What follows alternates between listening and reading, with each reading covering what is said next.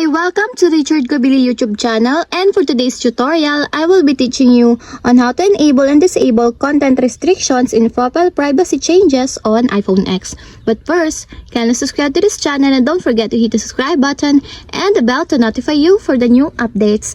And let's start. Using your iPhone X from your home screen, first go to Settings. Then in the settings, scroll down and click the Screen Time. Then after that, in the screen time, click the content and privacy restrictions. Then after that, in the content and privacy restrictions, select the content restrictions. Then in the content restrictions, scroll down again and click the profile privacy changes. Then in this part, if you want to disable, just click the don't allow until there's a check mark on the side. And if you want to enable, just click the allow until there's also a check mark on the side.